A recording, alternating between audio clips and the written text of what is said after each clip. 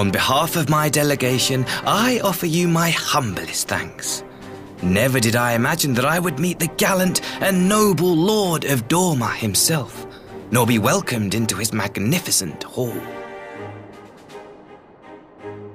You'll forgive me if we forgo the pleasantries. You say you are come to negotiate peace. Unless I am mistaken, such negotiations are typically conducted between sovereign nations. I was not aware that the Emperor had recognized Dorma's sovereignty. His Radiance has yet to do so, that much is true. Know, however, that he has expressed willingness to cede Dorma to her ancestral masters and treat with her as a friend.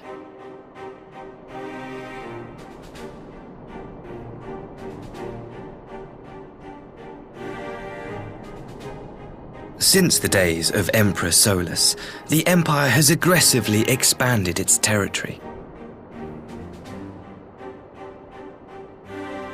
While you may not agree with our founding father's policy of expansion, I believe there is room for discussion on the matter of his lifelong goal, to rid the world of icons.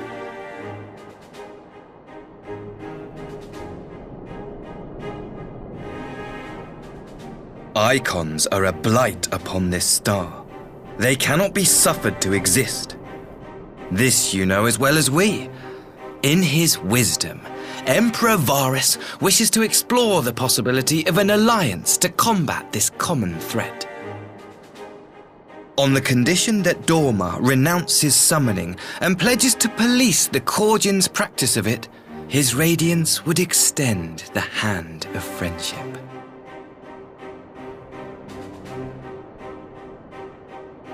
Dorma has never shown any appetite for summoning, and it should go without saying that we will address any threat to our people, icon or otherwise.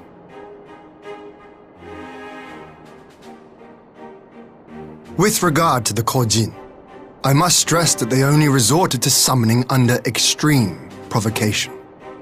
When the Ruby Sea was at peace and their sacred relics safe, they looked not to their kami for protection. Yet even now there are certain parties who would destabilize the region with ill-conceived military forays. Unless they alter their course, we cannot hope to be rid of icons. Quite. I can but apologize. In seeking to eliminate icons, the Empire creates them. 'Tis an irony among ironies, one with which the people of Eorzea are well acquainted, I am told. Indeed, many summonings are the result of persecution, the weak being driven to call upon the divine for deliverance from the strong. So it was in Alamigo, the bitter fruit of Garlean oppression. A tragic state of affairs. If we are to put an end to summoning once and for all, it shall not be through might, but harmony. Yet we continue to repeat our mistakes, oblivious to the lessons of history. My comrades and I would change all that. We, Populares, have campaigned long and hard for a shift in Imperial policy. And at last, the Emperor has seen fit to lend us an ear. Alas, there is a faction within Garlemald that would obstruct our every attempt at reform. A collection of pure-blooded Garleans who seek to consolidate their own supremacy. The Optimates. Lest you wonder, theirs was the hand that loosed our forces on the Confederacy. 'Twas a regrettable incident, one that flies in the face of everything we believe, and I swear to do all in my power to prevent a reoccurrence. That would be most welcome. But if I may speak plain, if the Empire itself is not of one mind, how can we be certain that any peace we negotiate will be honored? I cannot blame you for doubting us. Indeed, I should find it strange if you did not. And so, in the name of building trust, I would like to make a proposal. A prisoner exchange.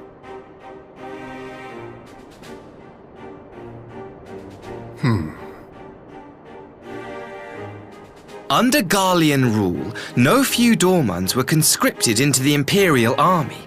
We would repatriate them in return for those of ours you captured in the recent conflict. Naturally, any exchange would include the acting viceroy. Yotsu?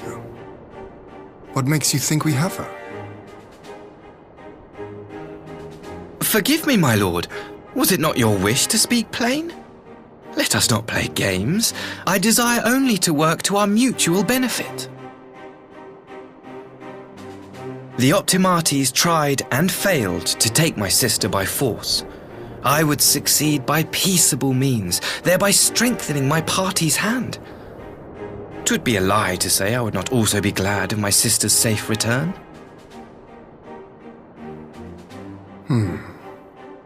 A fellow plain speaker. How refreshing. Very well. Your proposal has merit, but I will need time to consider it.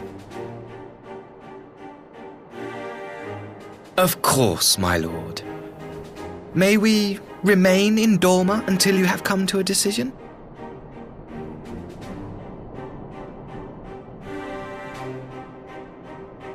You shall be our honored guests.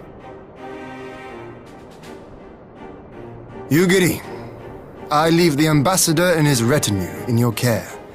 See that they are well looked after.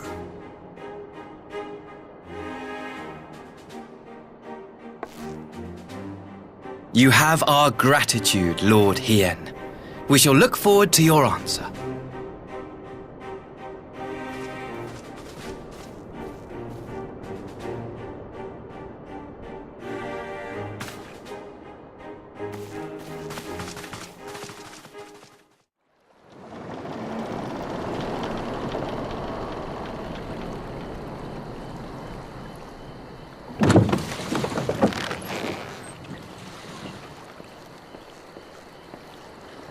Get back! I'm warning you! Someone's in trouble.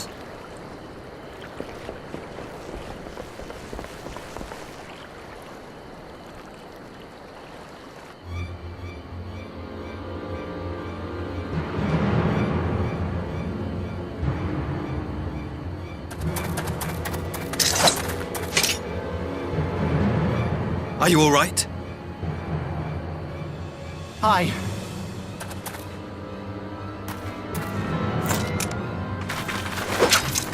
What do they want with you? Yuki, and you lot too.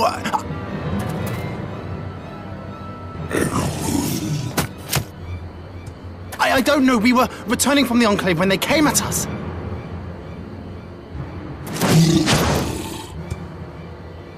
It seems they won't go quietly. And neither will we.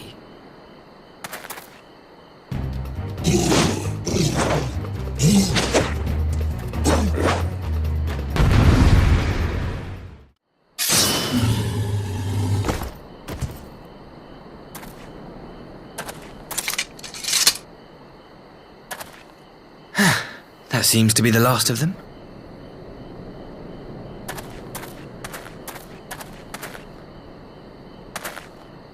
You have nothing to fear, child. You are safe now.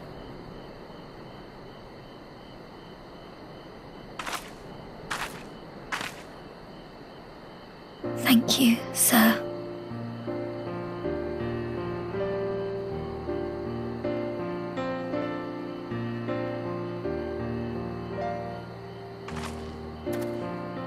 You saved us again. Thank you. If you're ever passing by our village, look us up. You'll always be welcome.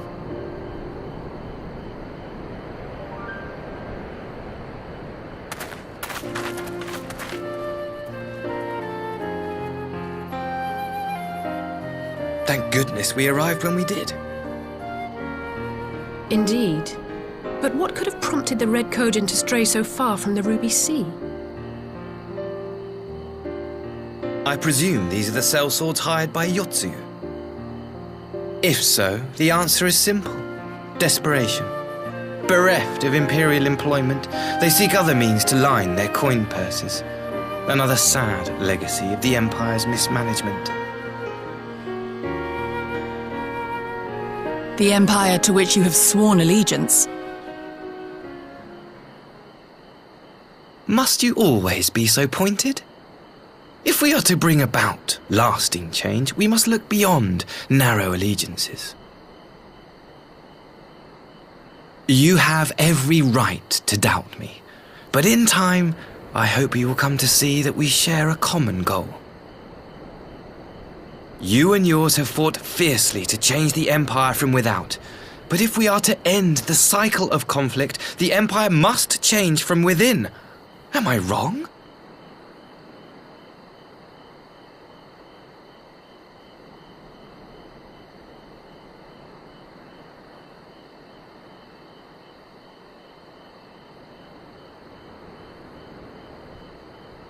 I knew you would understand. You have witnessed such change firsthand, after all, during your time in Ishgard.